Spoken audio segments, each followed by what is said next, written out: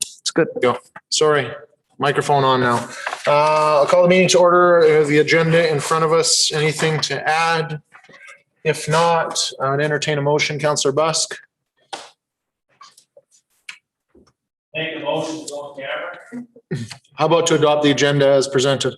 That is the motion that is on the floor. Any discussion?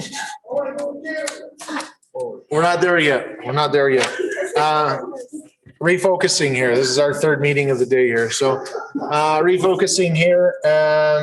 Motion on the floor is to adopt the agenda as presented. Any discussion? Call the question. Those in favor? That is carried. Councillor Ferguson wants to know what he missed out on. We'll watch the video later. You'll enjoy it. And we'll jump into CAO update. Mr. Kim. Thank you, Your Worship, and the members of council. My CAO update as of May 11th starts with the health and safety. So there are 2 employees in isolation due to the close contact with COVID. Town office remains to be closed to the public and will continue providing service remotely during our hours of operations and by appointment only on Thursdays and Fridays. Our street sweeping, potholing, and graveling roads programs have started. You can find the schedules on the website. The virtual open house for Glory Land project has been held yesterday with success, and the sidewalk assessment will begin next week. Fire department received total 8 calls in the region, including 4 outdoor fire. Our targeted relaunch date for the swimming pool is now June 14th, pending COVID restrictions. The staff are developing outdoor recreational programs that could work on the COVID restrictions. And we are conducting seasonal cleanup and maintenance of municipal parks and working on Barton Park fire insurance and Poplar Grove Park landscaping. The MRC was closed again on May 10th under the new provincial directive. And community cleanup registration is strong, and we are rolling out some family equipment kits and craft activity packs. We connected a business interest with Community Futures regarding the development of a business plan and engaged with a potential investor overseas and a fast food restaurant franchise who want to locate to Slave Lake. And with that concludes my presentation, Your Worship. Okay, questions from council? Going once, Councillor Busk. So question more for Gary, with the new COVID rules that are out now and stuff like that, does that mean that we won't have ball and all that stuff going out at the ball diamonds? And if not, does that level, or does that change our service level?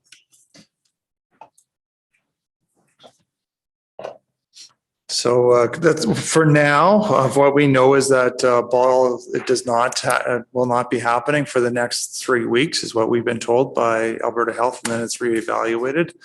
Do not know the answer on what their season's going to look like beyond that. So for now, we're still planning on being able to provide that service level, but it'll really depend. I mean, obviously, we're not going to have our contractor spend time and money maintaining it at that high service level if it's not needed. It would be more of a basic maintenance on the fields. That's correct. Okay, other questions from council? Councillor McGregor. So do you know how many people were on the Gloryland roads? Yeah. Open house. Open house. So Your Worship, to the councillor, there were approximately about 18 residents, yes. So not very many then, actually, when it comes to how many people live out there. For the online engagement, we thought it was okay. Okay. There's about 60 lots, I think. But yeah, I guess for somebody just asked me today, there was no reminder sent out, like on Facebook or anything like that. We usually do a reminder of online things. I know a letter went out, but I can tell you where the letter went, right into the recycling where most letters go. Because I asked them, did you get a letter? And yes, they did. But yeah, so 18 out of 60. Okay. And then there will be additional information being sent out to the residents as well. We are actually working on that these days. So, Okay. Yeah.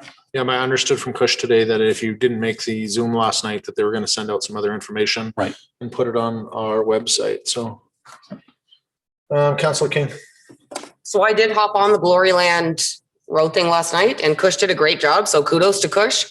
The presentation and PowerPoint was fantastic. Broke everything down for the residents. Q&A at the end and they, Knuston, is that? Yep. They were fantastic answering questions. Nelson, you're talking. Knelson. Yep.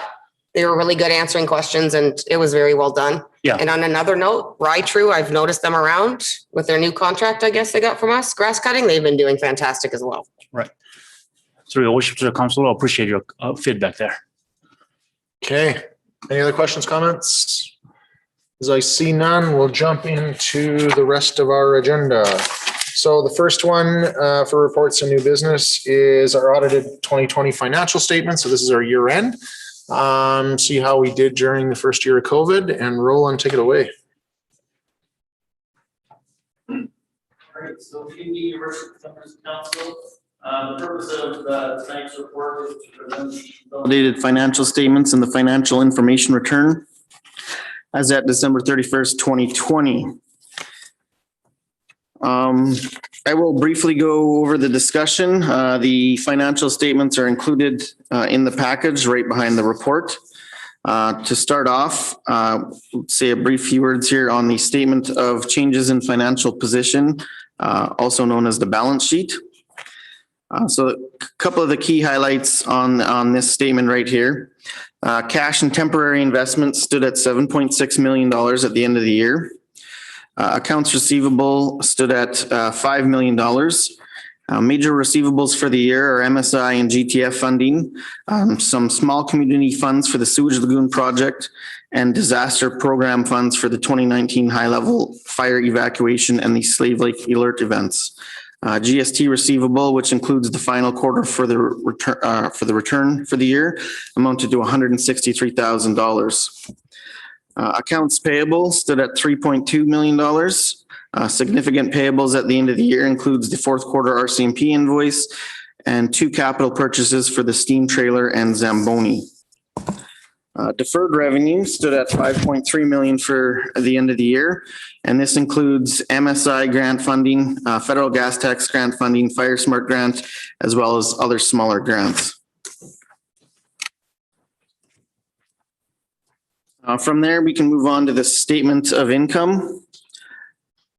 So the 2 big points we want to kind of highlight there, user fees and sales of goods includes items such as utility fees, cemetery fees, and recreation fees.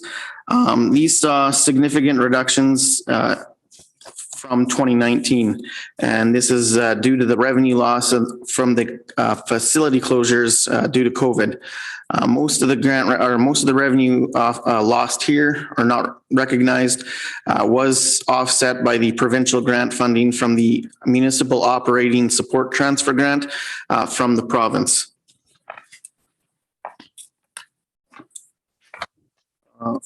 On the expense side, again, most expenses were in line with previous years, other than parks, recreation, and culture. Was significantly down as the MRC and sports fields pools was closed for the better part of the year due to COVID.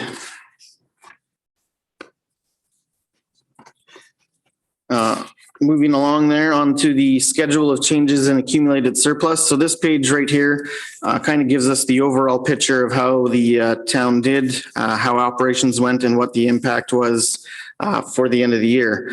The town had a beginning balance in its unrestricted surplus of $1.5 million, a restricted surplus of $10.3 million, and an equity and tangible capital assets of $125 million for a total combined beginning balance of $137 million.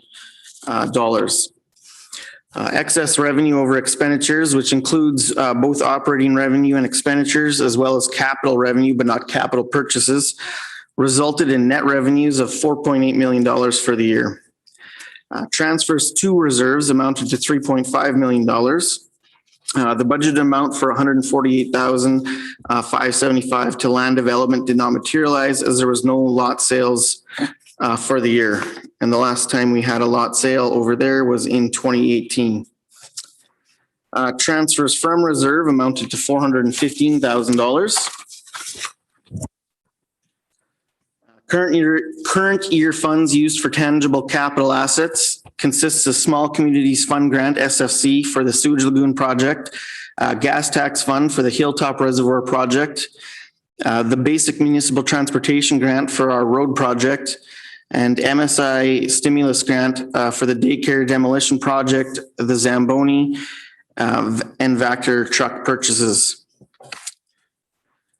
There was a total of $6.1 million added to capital for the year.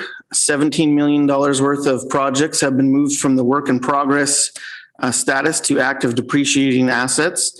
And this includes the raw water line project as well as the sewage lagoon project. The net effect on our equity and tangible capital assets was an increase of $2.3 million, leaving a final balance of $128 million. After operating revenues and expenses, reserve transfers, capital purchases, and debt repayments, the net effect was an increase in the town's unrestricted surplus of $494,000, leaving us with an ending balance of $2 million in our unrestricted surplus. The net effect on a reserve balance was an increase to reserve by $2 million, leaving a final restricted reserve balance of $12.3 million. And overall, the town's accumulated surplus increased by $4.8 million, leaving a final balance of $142 million. So overall, COVID, while it did have an impact, we were still able to offset some of our lost revenue with decreased expenses due to the measures that we took last year, as well as receiving support from the province to aid in the town, leaving us with a unrestricted surplus of $494,000 for the year. On to capital. Major capital additions for the year that were completed included the road rehabilitation project, the Hilltop Reservoir project, and substantial completion of the raw water line and sewage lagoon project, as well as the demolition and land restoration of the daycare project. Vehicle and equipment purchases included the Zamboni, street sweeper, and Vector truck, along with pickups for fire services and a flood pump and a steam trailer. Projects with no major work done or not started included the CN crossing lights and gates on the two crossings, the Gloryland Road project, the water treatment plant office, the new sea lift main pipeline, lift station D, and the roofing repairs to the government center, as well as some park projects. And the majority of those were delayed strictly due to COVID and not being able to get the necessary people up here to get the job done. And with that, that concludes my presentation.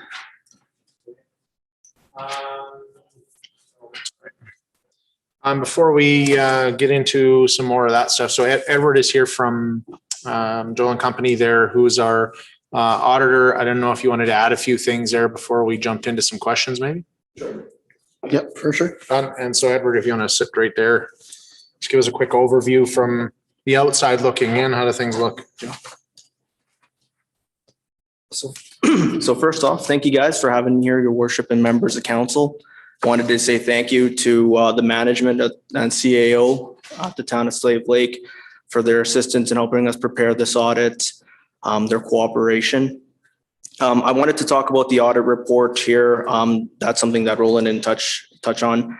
So we've issued a clean, unqualified audit opinion for 2020. A lot of the work as an auditor comes from looking at internal controls, talking to staff, gathering audit evidence. We haven't had any disagreements with any of the staff or directors. And again, we thank everybody for their cooperation during COVID and during the process of the audit. So our basis for forming this audit opinion is supported by audit evidence that we gather. We haven't found anything of material misstatements. We weren't unable to find any instances of fraud. Internal controls with the town remain strong. So being an external auditor to the town, it means we're independent from mayor and council, from management of Slave Lake. With myself and our audit team, we remain independent and objective throughout the entirety of the audit. And throughout the year, we've had a good working relationship with the town of Slave Lake, and they've continued to help us in doing the audits and cooperating. So just to touch on some of the stuff that Roland talked about, assets for the end of the year, $24,241,441. Liabilities were $38,653,765. Non-financial assets were $156,960,98. Revenue was $21,950,033. Expenses was $21,624,207. So the big thing that we have to consider with COVID was the accumulated surplus that was a positive $494,320 at the end of the year, despite having a cutback in revenues and expenditures. The town did maintain an increase in the unrestricted surplus of $494,320. So that's something to point out and to take note of as well. Other than that, everything went well. I thank you guys again. You kept our team safe, our firm safe. We appreciate everything that you've done for us. And that concludes my portion. If you guys have any other questions. Okay, we'll jump into questions and comments from council. I'll start. Oh, sorry. Go ahead, Councillor Ferguson. Just for the benefit of everybody listening and the residents, can you explain a little bit about the accumulated surplus, please? Yep. So for the accumulated surplus, we take the surplus at the end of last year. This goes through what the surplus is after revenue and expenditures, purchase of capital assets, debt repayments, and we come to a number of the change in accumulated surplus for the year. And if that number is positive, means there's a positive surplus for the year. If there's a negative number there, that means there's a negative deficit for the year. So for 2020, there was a positive $494,320 in unrestricted. That further increases the surplus that Slave Lake has from last year. So basically, this is our chance for council there to take, a look at the financial report card of what we did last year. And so that, that line item really reflects, did we overspend money or did we underspend money? And so, correct. If we're spending more than we budgeted for, we would anticipate that number to be negative, and we'd see that accumulated surplus go down. And so, if we're healthy, we should always see that number strong. I will say $494,000 on almost $500,000 to the good is great news, but it also questions, and do we tax and take too much money? And so, ideally, what you want is that number to be, we want it always to be positive, but it has to be at an allowable rate. I will say that for the public that, we take the finances of running the town very seriously. And so, we spent an hour or two with the auditor here prior to this meeting to go through in depth these 20 some pages and numbers and line items of stuff that's in here. And because some of it has to do with staffing and some of our expenditures and stuff like that, we do that stuff in camera. But I will say, the overarching picture is that we, during the year of COVID, that we had a positive number. This largely comes from the fact of a couple of things. Our revenues were significantly down in the sales of goods or user fees and basically people using our facilities and so on and so forth. That being said, our expenses were down as well. So I want to thank administration for making those sacrifices and making that a priority so that we can be in this cash positive position. Additionally, with that is that there was a bunch of government support that came through there. And so that definitely contributes to the health of the financial health of the organization. And so there's been no announcements for 2021. And so we're hopeful that we're going to see something similar because COVID doesn't feel any different than it did a year ago. In fact, it feels a little bit worse. So the other thing that's in here that's a significant one that's, a big liability on our books is these hotels. We have these 2 hotels in town that because the owners decided not to deal with the problem themselves and become a huge significant safety concern for our community, council was forced to take it upon ourselves. And so if we don't recognize that revenue, and it is doubtful we are because we couldn't get them to clean up their property, let alone pay for it later. That's going to have a $500,000 hit to our bottom line that will just directly impact those things. So, I only bring it up is because these numbers are very fluid and things happen, and we'll see how next year goes and what the world has in store for us. But I just want to give my appreciation to administration for doing another year of a great job. Things are very transparent and they're open. The auditors were able to get their information. There was no disagreements about the information that was provided. And there's no suggestions to change any of our processes. So at the end of the day, you'll see a significant increase too in our reserves. Over $2 million in a growth there as well. And so we talked about accumulated surplus is kind of the unrestricted, the money that's kind of left over after budget at the end of the year. But the restricted is basically our reserves for different pots of money, whether it be facilities or equipment or planning and so on and so forth. And so, you'll see a significant increase in there, but that largely comes from us suspending a lot of our projects last year. And so it's kind of a one-off.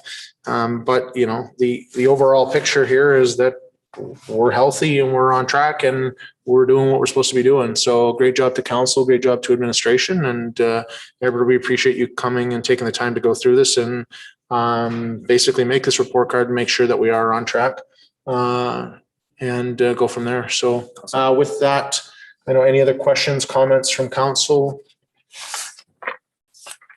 If not, I would entertain a motion on page 10, Councillor Randall. You're on. Okay. I make a motion that be it resolved that council adopt the financial statements of the financial information return for the year ending December 31st, 2020. Any discussion? Call the question. Those in favor? That is carried. Okay. Thank you very much, Edward. And safe trip home and stay safe there in the big city of Edmonton. With that, we will jump into our next report, which is our community social needs assessment on page 55 in our package.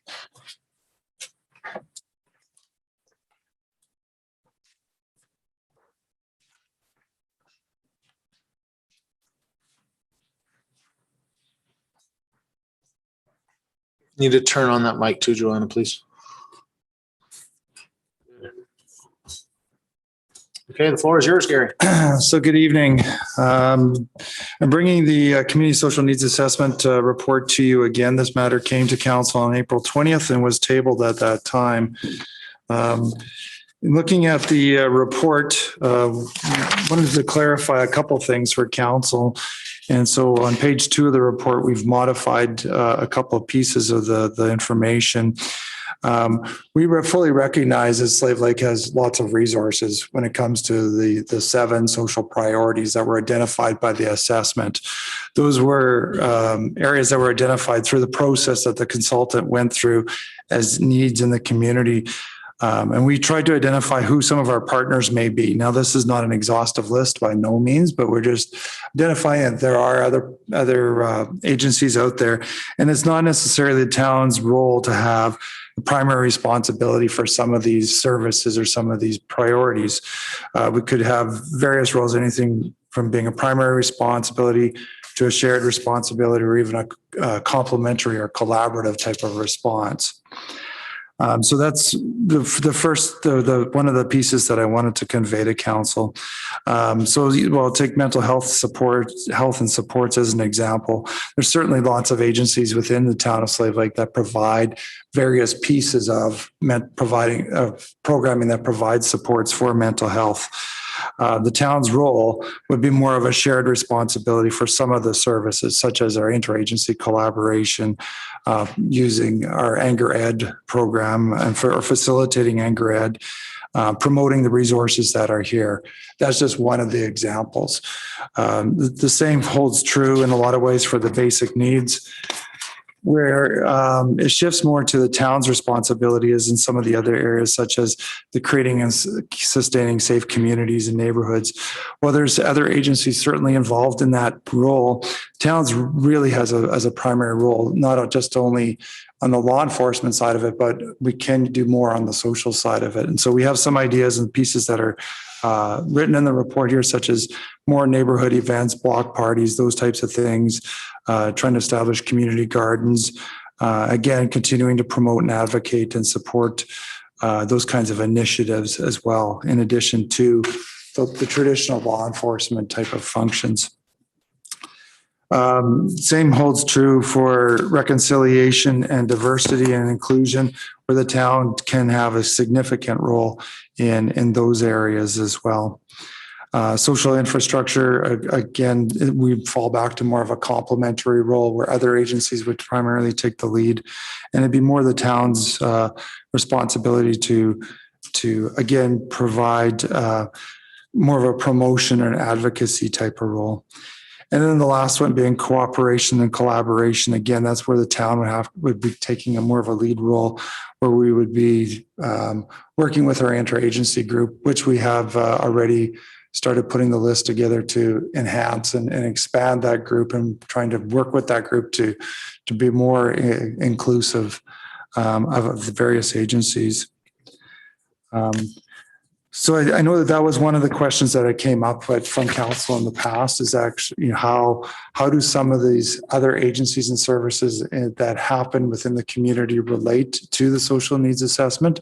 So that is the reason why we wanted to bring that to you. We've also included a table for you that also shows that those roles outlaid over with the FCSS funding, in terms of the areas that could be used for FCSS funding could be used to address. And so that was one of the purposes of this report, is that we wanted to get some direction in terms of taking a second look at our services and the programming that we provide with FCSS. So we've provided that table there for your information. We are asking the council approve the social needs assessment, knowing that as administration, we have a fair bit of work to do in terms of being able to roll it out to the community. We need to re-engage and bring it back to the community, since the information came from the community and various social agencies. And there was a strategy identified in the report to do that. Second thing is then the next step would also be to look at our FCSS type programming to see how it aligns with the report, and how we can use that to move forward and better inform us of some of our decisions in that area. Okay. So essentially, let's start out big picture here. So big picture was, we have a department, FCSS, and we get a portion of our funding, actually a big portion of it, from the province. And then we top up some of that funding and use it for support in our community. And so we had some funding left over at the end of the year last year, and we decided to kind of use it as a chance to validate what we're doing and look in the box and see what the community was saying and what we were feeling, what was coming back. And so we engaged a company there that helped do that for us. And so they reached out. There's some survey stuff that went on. They, met with a variety of agencies in town, came out with this report and said, here, these are your top 7 priorities here as a community that you need to focus on, of which they've identified some of those where, we share a primary lead, and some of those we support or work with it or share the responsibility with someone else. And so the intention of administration, I think council's intention is to understand, okay, where do we go from here? What are we doing next? What does the work plan look like? And so, but realistically, all you're looking for today is, do we agree to the fundamentals that are listed in here and accept the report? And I guess before we jump into a whole bunch of questions, then where, I think council was excited for this exercise to understand, where those priorities of that department were going to be and what those actually meant. These are very high level things. So if we talk about, safe neighborhoods initiative as a primary thing, okay, well, I can get my head wrapped around a little bit about what that means, and we'll probably get a few questions about that. But then, okay, what do we do with that afterwards? But my understanding from the report and from your communication day, we're not going to get into any of that today. So before we jump into some of those more detailed questions, is that a process that we'll understand later, or how does that all work? Talking big picture. Yeah, certainly we can bring more information once we've had a chance to to develop it out. I mean, I think our intent was to try to get council to answer whatever questions that you have and hear your concerns, and to then take a look at our programming to see how we can modify it. You know, we did keep this fairly high level, I admit, for sure, but a lot of this would just be developed out a little bit further to the next step. Sounds good. So I'll open it up to questions from council, and we'll start there. Yeah, give her as many as you want. Councillor McGregor. So when these three that are the primary focus, so safe neighborhood initiatives, diversity and inclusion, and cooperation and collaboration are the primary FCSS mandate. Is that how I read that right? They fit within the FCSS mandate. So the FCSS mandate is all about prevention and preventing social challenges in the future, right? So those do fit within that mandate, is what we're saying. Those three can be used in that. FCSS dollars can be used for funding programs in those areas. Okay, this is about money. But you're also It's saying not new money, no. It's not about money. This isn't where this is about money or not about money. We can use FCSS money to Okay. fund programs in those three areas. In those three areas. Yeah. Okay, good. but to be clear, we're also saying that for initiatives in these areas, the town of Slave Lake is the primary lead to make them happen. That's right. Okay. That's right. Okay. I got one more. Yeah, give her. So I guess when I look at this, a social needs assessment, I always feel like we never do a good enough job of all the things we have in this community already. I feel like we're always asking, what more can we have? What more can we have? We've lost some good programs in this community, but we also have some amazing facilities, amazing clubs and organizations. Like I have 6 pages of things that I wrote down that can go in this social assessment needs that are all in this community or right in this region that we can use, but we just don't seem to do a good enough job at promoting what we have. So what scares me and always has, and especially in the last 10 years, is we always ask and want and want and want more, but we don't even use everything that we have to the fullest capacity that we can use it. And so the more we want and we don't increase our population or grow our tax base, the more we just cost taxpayers money when we don't use everything we have to its fullest potential. So I struggle with needs assessment versus the assets of what we have in this community and promoting and using those. So, I mean, it's great, but I look on here and they use St. Mary's School. So we didn't talk about to the public school and we didn't talk to the Christian school. And we have 3 school systems in Slave Lake, which for a town and a region of 10,000 is huge to have 3 school systems in this area. That's my biggest thing, is that I always struggle with how many great things we have and why we always keep asking people, what more do you want? Again, because we don't use all that we have to its full potential already. So I struggle with that. And I think that we need to do a better job of that before we start adding a whole bunch more things when we still haven't exerted all our options that we have. So that's my only concern. I mean, that's why I wrote all these things down, things that are great assets. And I think we got to really look at that. Other questions, comments? I will throw out there that for myself, Gary, I thought this was a great exercise. I think it's a great way to take a good look at the box and understand what works and what doesn't work. Also, to Councillor McGregor's comments there, that, this is only a snapshot of, big picture of what people are saying. And, you miss some of the individual pieces.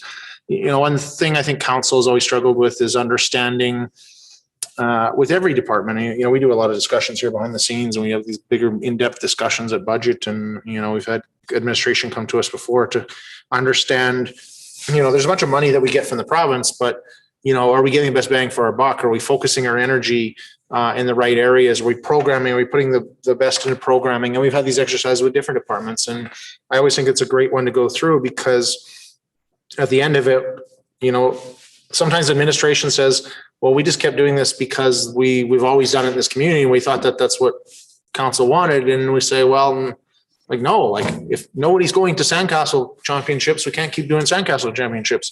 If we don't have people coming out to volunteer and help, then it's time to reinvent. So I appreciate this kind of exercise. Going from the high level though, I'm really more excited about the next level where I understand what these things mean. So right now, my understanding here is that administration is the primary role on safe neighborhood initiatives. What does that actually translate into? And so my understanding is administration needs some more time to figure those pieces out. But I think that's what council is more excited and interested in getting into, to understand, okay, well, where are we actually going to focus our time? And I guess the only message I would leave you with today, to Councillor McGregor's point around, is that sometimes, I wouldn't say sometimes, always, and most organizations do this, we suck at tooting our own horn. And so, how do we celebrate the things that we're doing well? That's question number one. Question number two is that, okay, if this is now our focus, how are we actually resourcing that so it actually gets accomplished and we get something done with it? Yeah. And what are we dropping off to make sure that we do a good job on that? And so, staying on the big picture, I think that's more of what I'm interested in. What I understand is we're not ready to get into that discussion, but I would love to get into that discussion before we just start running in that direction and you feel like this is a rubber stamp. Yep, let's go do this. Because I don't even know what safe community initiatives or diversity inclusion actually mean. And before administration spends time and energy on it or whatever else, I want to understand what we're doing and say, yeah, that makes sense to me. Because I hate trying to get back behind stuff that doesn't make sense to me. Yeah, for sure. Mr. Kim. Your worship, appreciate, and I concur with your assessment. As the name alludes, this report is a demand side of it. So what is the need at a high level? And there are data that back up to be able to develop these 7 strategies. So this is the demand side of it. The other point that the Councillor McGregor was making was the supply side of it. What is the asset we have? What are the human resources we have? What are the collaboration across these interagencies or not, which will come out at a little later stage. And the funding side of it will be also married up. And then how we execute all these things to fill that demand gap there. So that's how it's gonna kind of, in the sequence of the actions, that's how it's gonna evolve eventually. Okay. Other questions, comments? Councillor King.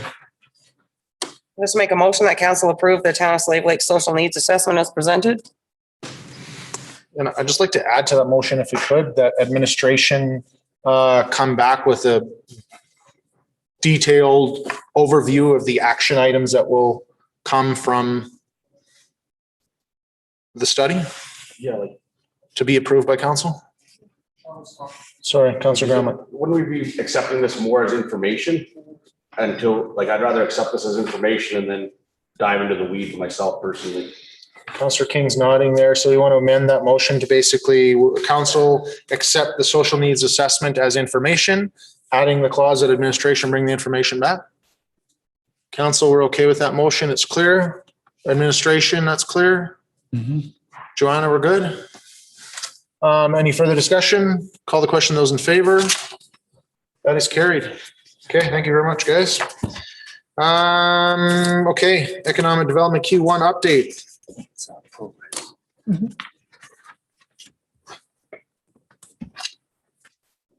Joanna, mic at the front, please. Okay, Leah. Well, good evening, council. I'm going to be presenting the Q1 Town of Slave Lake Economic Development Update, Q1 being January 1st to March 31st. You can expect to receive quarterly updates moving forward. The first thing that I want to bring to your attention, if you all have the handout, is I have the population as 7,024. So I received information this March from Stats Canada, and they do population estimates. So the population estimate for the town of Slave Lake for the year ending 2020 is just over 7,000. So we will know, obviously, it's a census year this year. We will have harder data at the end of this year. So when you are referring to the population of the town of Slave Lake, you could say 7,000 based on that data. In terms of what I've been busy doing, a lot of what I've been doing is outreach. So that includes government relations, connecting people, answering inquiries, and direct matching. So the first number that you'll see on the infographic is 45 contacts made. So that's for the first 3 months of this year.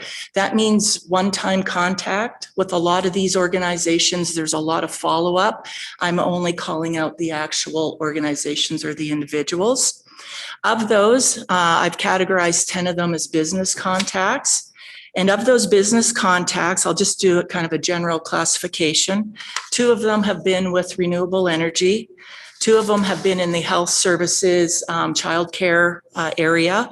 1 has been co-promoting tourism with the town of Slave Lake and another jurisdiction. 1 has been a property administrator, so somebody who's involved in managing some properties here in town, a land developer, 2 tourism operators, so trying to kind of fulfill that tourism desire to get that off the ground, and then 1 with the RETA for the Northeast region. And what that person's doing is actually putting me in contact with somebody else. So 10 of those are business contacts. Of those 8 contacts, there has been further dialogue. So I didn't just get a no, we are actually dialoguing. And of those, in Q2, 1 of the 2 that I hadn't heard back is actually re-engaged in trying to make some connections. So between 8 and 9 of those are still live, which is a pretty good conversion rate. I mean, we haven't converted them to anything substantial now, but at least the dialogue is happening. In terms of government contracts or contacts, which are really, really important for all of the things that government can do in terms of funding programs, putting us in contact with some of those new initiatives and innovative technologies that are happening. There's been 14 of those have been government contacts. And just to give you an example, Alberta Transportation, Alberta Parks and Environment, those types of level of government relations. There's also been about 10 EDOs within the Ministry of Economy, Innovation, and Jobs as well. I've put together a cluster diagram of the name of some of those contacts. So it just gives you a bit of a flavor of some of the contacts that I've made. The other thing that I'd like to let you know is in terms of other contacts, we have been working, so Jordan, the communications coordinator, Joanna and myself have been working on the Slave Lake Region Tourism website. So we now have access. My name is on there as the contact. And in the short time that we've been starting to work on this website, I've had 4 or 5 inquiries. So anything from ATV trails to boat rentals to campground bookings. So there is some activity there, and it's important that we get on top of it so we can address those inquiries. I also want to state that these are my contacts as the Economic Development Officer. As you're all aware, you're connecting and you're advocating and making your own connections as well as administration. So if you put that all together, we're really out and about and trying to sell the region. The next category that I want to talk about is the economic development projects that are underway that I'm the lead of. So the first is the transportation survey that I'd like to speak about. It has been postponed due to COVID a couple times. We were actually booked to go tomorrow, but because of the heightened restrictions, it's postponed. So I'm working with the inspection station and some others. And once we get word that we can actually hold this thing, we'll go ahead and reschedule again. The business activity survey findings, we have a draft compiled. We need the findings from the transportation survey to make the findings complete, and those findings will drive the action plan. So the delay because of COVID is holding up the final findings and the action plan. Economic Development webpage. So now that Jordan's on board as our communications coordinator, we've been spending some time going in and tweaking and kind of moving some things around on the Economic Development web pages that are dedicated to our town site. He has some meetings next week with our platform provider. Once we get those changes and modifications made, we will make a formal announcement to the community to go to the site, and then we can see what kind of traffic we're getting. Tourism opportunities and promotions. So I have been working on what's called the Slave Lake Region Tourism Economy. We've completed a tourism asset inventory, so it was circulated at the Tourism Society meeting and also just to some volunteer groups and people within the town office. And they've completed an inventory. So Councillor McGregor talked about an inventory. We do have that for the Tourism Society. What it shows is opportunities and gaps. And we've actually created a cluster diagram highlighted in red where the gaps are. So you really can visibly see where we need to concentrate efforts. And again, working on the Slave Lake Region website. So when we actually reach out and drive people there, it's updated. The business directory is updated. So that's some work you'll hear about in the future. And then the last part that I want to communicate is on fundings and granting. So we've been watching the funding opportunities around COVID, around tourism, anything coming out from the Ministry of Jobs, we're putting up there. And we've also included grant finder link that will be up there so people can go in and search for their own grants, which will be helpful. And just recently we applied for the Travel Alberta tourism grant. We'll see if we're successful in it, but hopefully we are, because that'll go towards marketing and selling the region. And then finally, I want to talk a little bit about collaboration. So that's projects that have to do with economic development, and I'm supporting. I'm not leading these. I'm there in terms of connection or engagement. And the first is the Downtown Revitalization Project. That is being led by our project manager within the town. It will entail some construction work on the main street right at the downtown core, Rennie Hall Plaza. What I've helped with, or what I'm supporting that project with, has been the engagement. So we have engaged with we had 10 businesses right in that area that participated in an engagement session in the last 2 or 3 weeks. And Green Space Alliance showed some options. So we're working through that. The other one is the Tourism Society. I just participate on there. I'm not a member, I'm not on the board, but between myself and our communications coordinator and our executive assistant, we're providing some support as we can towards the website, minute taking, as well as just some administrative support where we can. So that's my report in a nutshell. And like I said, you can expect to receive these after we've completed each quarter. So are there any questions? Councillor McGregor. Is there any historical funding for around Slave Lake? For like historical buildings? I'm not aware, okay, Councillor McGregor, but we can certainly look into it. Okay, good. Councillor Buss. So you said you're in talks with transportation to do this study and stuff like that. So explain to me how this is going to work. How many people do you have asking the questions? The last thing I want to do is be holding traffic up for an extended period of time. If we've got 30 vehicles that come in and they all get pulled over, they could be waiting quite a while if you don't have more than 2 or 3 people asking the. Yeah, great question. So let me back up and explain the purpose of the transportation survey. That is to understand commodity flow from the 3 highways coming into the town of Slave Lake. So we did the business activity survey to find out some information.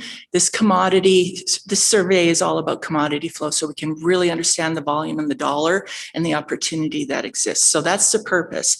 In terms of how the logistics of it, you're bang on. We want to consider safety. So safety on the highway as well as COVID safety. And we also want to consider the customer service experience with the truck drivers, because I know they won't be thrilled pulling off and having to go through a survey. So originally we were going to have stops on all 3 highways coming into town. It was going to be a huge draw on staff and volunteers. We do have a couple partner organizations that want to volunteer with the help of the survey. What we've decided to do is do kind of a blend of both. So we're going to use the Government of Alberta Waste Station on the highway to get the highway traffic on 2, and it's a safer location. They've done surveys and pullovers there. So we're working really closely with their folks there in terms of the layout on the site.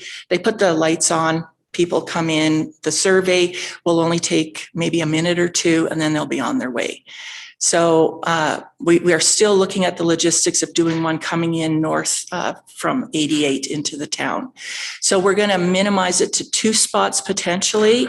We will have most likely 2 people taking surveys on the location, and then we need a safety person or a flags person. So there will most likely be 3 people. If we do it at the inspection station, we're looking at 12 hours so from 6 a.m. to 6 p.m. or 7 a.m. to 7 p.m. to get a really good flavor of the traffic flow. So we're with you, safety to our people taking the survey, as well as the convenience and ease for the drivers. But it looks like it'll be possibly 3 people at any location taking the survey and making sure people are safe. Okay, Councillor Brundle.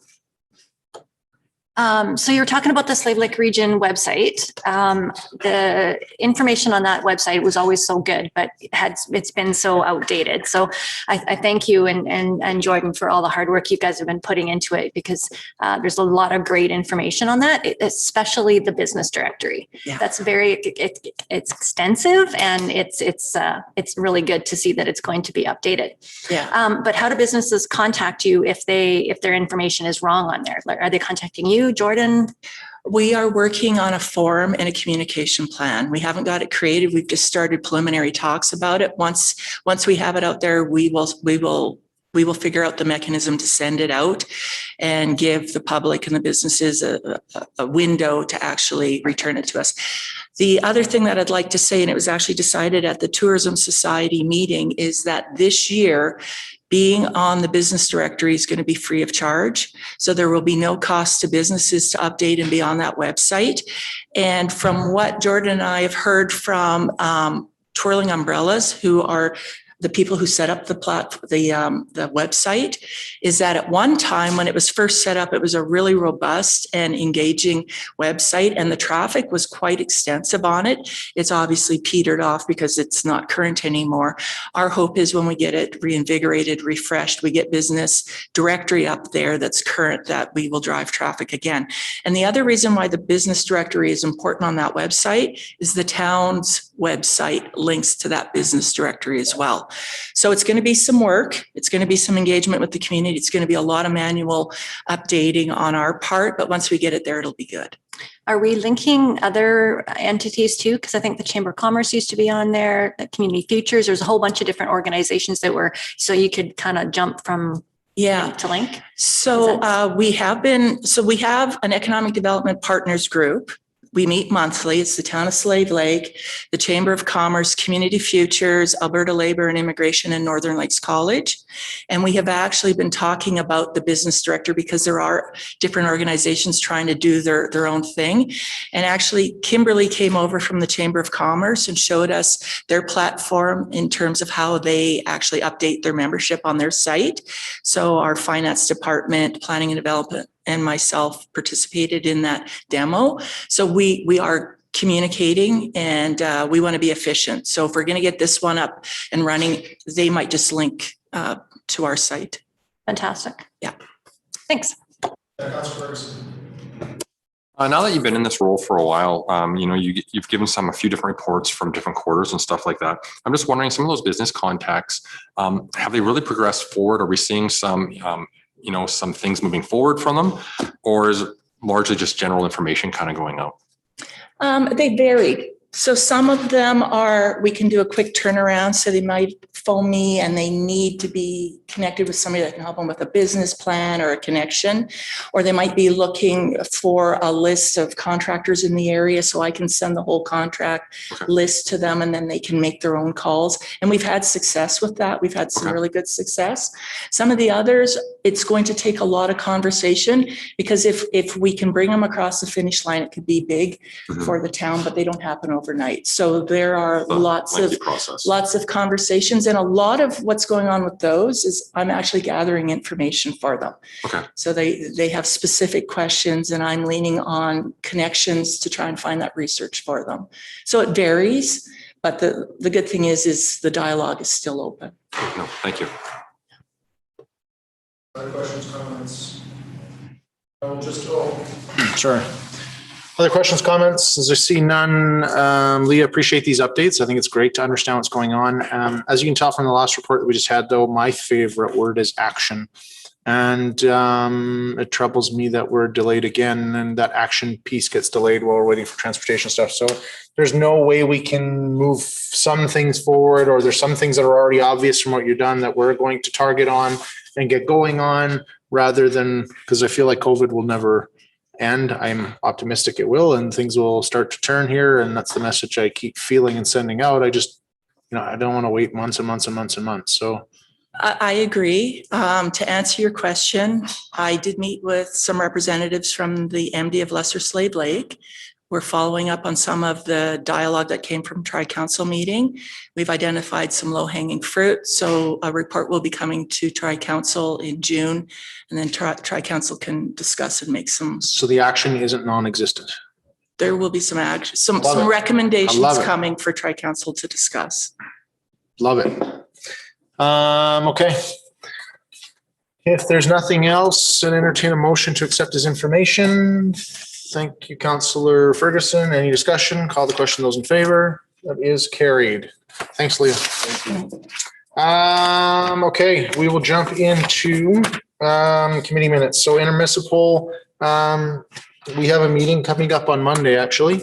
So I hope we're on that agenda there, because I haven't seen one yet. All of them? Fair enough. So next year I'll do intermunicipal. Okay.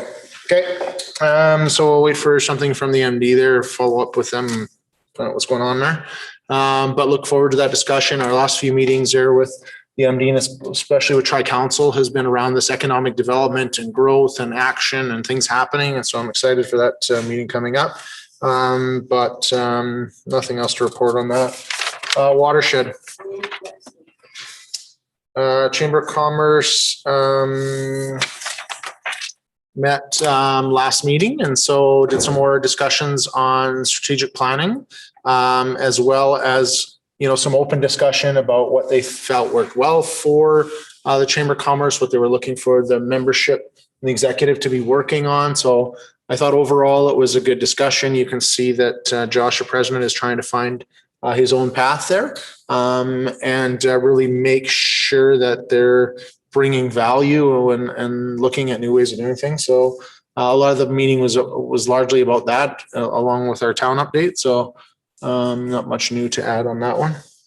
Am I jumping too far ahead? Housing, sorry.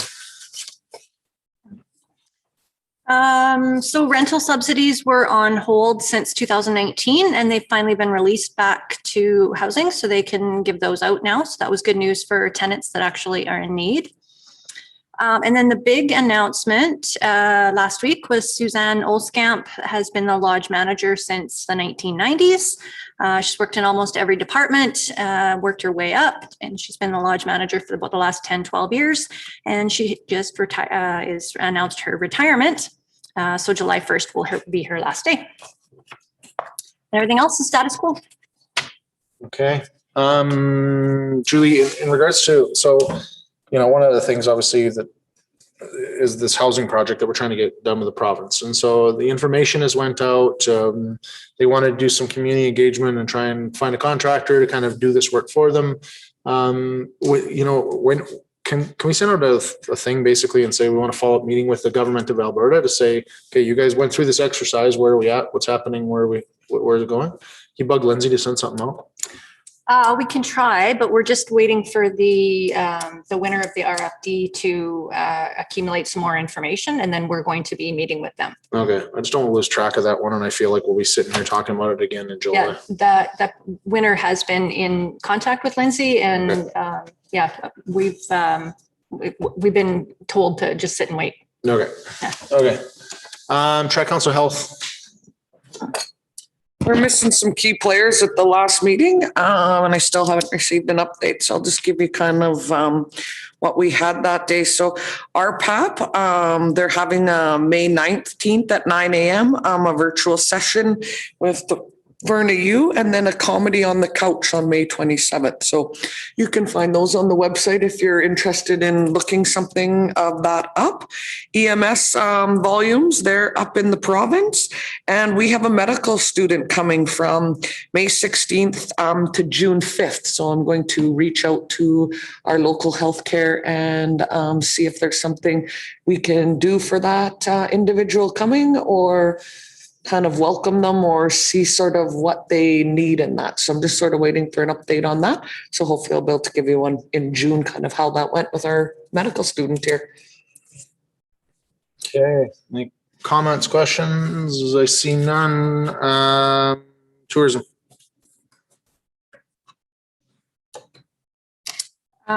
We actually had a really good meeting last week, a couple weeks ago, sorry. Kim Hughes sits on the Chamber of Commerce, and they are doing a collaboration project with the Chamber Community Futures and the town of Slave Lake. Leah has been kind of helping with all of that, sharing a bunch of ideas and collaboration on some projects on winter tourism. They did a fabulous slideshow on it. So we look forward to hearing more about that and how the tourism can help on that project. Leah just said that they're working on the website, and that they're working on some tourism promotions. So we look forward to what that's going to look like. Yeah, I think Leah actually covered most of the stuff that we covered in tourism. Sean, am I missing anything? Oh, the familiarization. The familiarization tours have been postponed from the 20th to when COVID sees fit, but I think there was a bit of interest, or quite a bit of interest in them again. So we look forward to continuing that. And then we meet again Thursday, and I guess we'll discuss what we'll do with that moving forward, because there was quite a bit of interest from the local businesses. And just a suggestion that, I was a big proponent of starting that one. We did it with Helen back in the day, and we sent a bunch of our staff. I thought it was great because, some of the frontline staff are the ones that, tourists are coming in and connecting with, and they've never been to the Bird Observatory, or, spent some time on the beach, or understand that there's different services, or that Mike's Kayak Shack rents out kayaks, whatever else. And one suggestion I would have is that it would be great if they had something even online, like a quick video. Bird Observatory could do a quick 2-minute video or do something like that. It doesn't have to be professionally done. And then we could share those with our staff and say, hey, here's some stuff that goes on. And maybe it could even be looped together, and it becomes a promotional video of things that are going on that could be used by people that aren't on those tours, that for residents and so on and so forth. So that'd be my 2 cents. I like that idea. It was just discussed a bit to promote with pamphlets or something along those lines, but I like the video idea better. People would probably rather watch it than read it. Well, you do a whole campaign of sharing that information too, right? Making it into a big thing. Other questions, comments? Library, Joy. So we are back to curbside pickup. We have some people working from home. We had to do a little different rescheduling to accommodate some of our employees that are now doing at-home learning with their children. But Kendra has that all under control. The craft in the bag on the back table for the curbside pickup has been an absolute hit. So you can see it on all their social media platforms. They're doing a really good job. You can just pick it up. They have something new.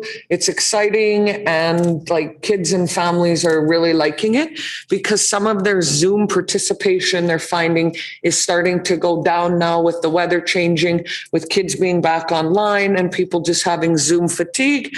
But their crafts in a bag are still doing wonderful. The library has also signed up for a course on their own. They didn't have much luck in town working with some folks, so they've done it on their own. And it's called Homeless in the Library, and they paid for some training. And so, yeah, some of us board members are going to take it as well. And it's a program by Ryan Dude, yeah. And it's supposed to be like fabulous. So I just got the link today. You work on it on your own and it's different modules.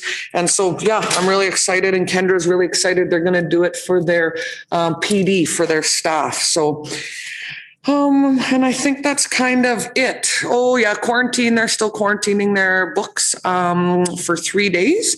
It still jumps around, but they've just stuck with the 3, even if it goes back to 24 hours or 48. They're just sticking with 3, leaving it at that. And it seems to be working really well. So hats off to those people again for making it work. Perfect. Thank you. Naming Advisory Board. Have not met. Community Futures is myself. We only had an executive meeting. Really, the only reminder I could send out to the public is to head up our Facebook page, give it a like for the businesses. It has all the links on there to the CERB program, Alberta Recovery Grant, relaunch, all the kinds of federal and provincial business needs. Yeah, that's about it for this update. Community Education Committee. Okay, that's me. So we just found out tonight, like one of our concerns were that we were short some board members, and the board members get appointed by the province. But as we heard tonight, when we talked with Glenn, we have a full board. So that's exciting. We are also, for September 2021, they have already accepted 40 academic upgrading students. I forgot the word there. So they have that. And otherwise, we are still meeting on Zoom. The virtual convocation is June 4th at 1:00. And so if you go onto the college app or website or Facebook page, you'll be able to find the link in that if you'd like to attend the convocation. And that's kind of where we're at for right now. Questions? MPC? We're meeting this coming Monday. Do we have, correct me, Joanna, if I'm wrong, do we have open board positions now that's being advertised? One position? So just so the public's aware, there's a board position open. You can apply for that. Perfect timing, SDAB. SDAB. Yeah, sorry, SDAB, we have a meeting coming up. I want to say, is it next week or the week after? Or this week.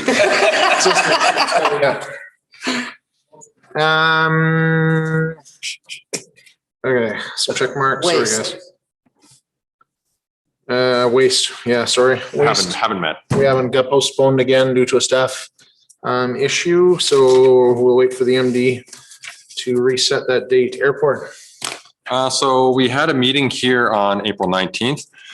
So we noticed last year that with the high water levels that we had a lot of erosion at the airport shoreline. So we were concerned it could eventually reach the runway. So we engaged WSP to conduct a shoreline feasibility analysis. So between 2011 and 2021, the airport lost a total or an average of 39 meters of shoreline, so 3.9 meters yearly. So according to the report, if it's kept at its current pace, it could be 5 to 10 years before serious issues are presented for the airport. So we looked at various remedial options. The recommendation is to use armor stone revetment, I think it is.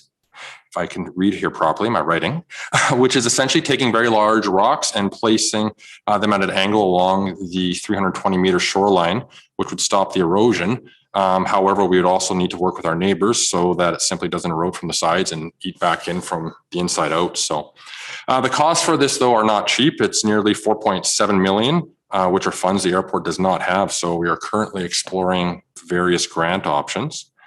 And then we also started our fencing project today. So this was a recommendation to fence off the entire airport from Transport Canada. So this will help with safety, wildlife on the runway, as well as help hopefully keep trespassers out as well. Okay, I got a question. So I know there's a couple different routes proposed for the fence along the airport road. So either we're putting it on the north side of that road or the south side of that road. So what did you guys end up doing? South side or north side? It is on the north side. So now the airport road that people would normally be able to drive down the whole length of the airport. Will not be able to. They'll have to. It's a private airport road. They'll have to figure out other options, and yes. Sounds good. Okay. Okay, legacy, I reported there a little bit there last meeting, but we had a meeting here approximately 2 weeks ago with Daycare Society. The biggest issue that's going on over there at that building has been the daycare is feeling the pinch of COVID and having to be restricted on capacity and ever-changing government programs, and are finding it difficult to, ongoing afford the rent that's there. And so one of the strategies that we're looking into is basically reducing the amount of space that they do use and going to market there to try and get another tenant for part of it and help offset some expenses. Additionally, we have a meeting coming up on Monday where we're going to spend some time with daycare and talk about Legacy's, the building's expenses and go into some of that stuff in detail so that we are kind of all on the same page. The overarching feel is that we need to work together, but there's also an understanding that we need to do a better job of having some deeper discussions with the province of Alberta who have, their decisions, their restrictions, their changes in how they do funding for childcare in Alberta are directly affecting our ability to keep this facility operational and how it works. And so we're putting some of that data together to be able to set up a meeting with the province and have some of that in-depth discussion. So we're going to start with just making sure that the two boards are all on the same page there with finances of organizations, and that'll happen next week. Any questions, comments? None. Protective services. Have not met. Emergency management advisory. We recently had a meeting here with all of council. And so basically what this is for council and some emergency services to connect and understand in the event of emergency, this is how things work. And this is a little bit what our plan is. So that happened there, and because council was all involved, I don't think there's much more to add. Northern Alberta mayors and reeves and Northern Alberta elected leaders haven't had a meeting.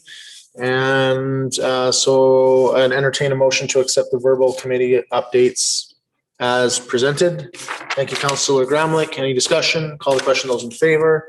That is carried. We'll jump into the management task list on page 66 in our package.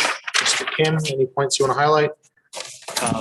Thank you, Worship. Actually, things are progressing, as you see in the report, but there is not much particularity or the specificity that I would like to report today. So I'll just leave it at that. Okay. Any questions from council? Going once, going twice. Motion to accept the management task list as presented. Thank you, Councillor Gramlich. Any discussion? Call the question. Those in favor? That is carried. Mayor's Corner. We got to meet with Sean, who's the new general manager. I hope I'm using that title right for Slave Lake Pulp. And so Tony McConnell, that was there before, has taken another promotion, and we're doing a more of a regional approach, and still stationed at Slave Lake, but is looking after multiple pulp mills. Generally the feeling there and from other representatives of West Fraser was, Tony's done an amazing job there. We're excited. Sean brings a ton of experience. Got to meet with him, and the message that I delivered loud and clear was around the fact that although it's painful to buy wood at the moment, as a community, we're always excited that that industry is doing well, and that it's in our best interest for Mitsue industrial area to do well. And so that's kind of the message I wanted to deliver to someone that was new in the position, that our council's there to support what they're doing, and we want to understand what they're winning at and what they're losing at. How does council, what is our role in making them more successful? A lot of the times too, some of their biggest issues out there are around legislation and government legislation. And so advocacy is a, a place that we play in. He brought up the AESO tariffs again in regards to electrical issues that are going on. We actually just got a thing this morning there that a bunch of the mayors are jumping on with AESO, and they've hired a legal team there to kind of be some of their communication representative. We're doing that on Friday.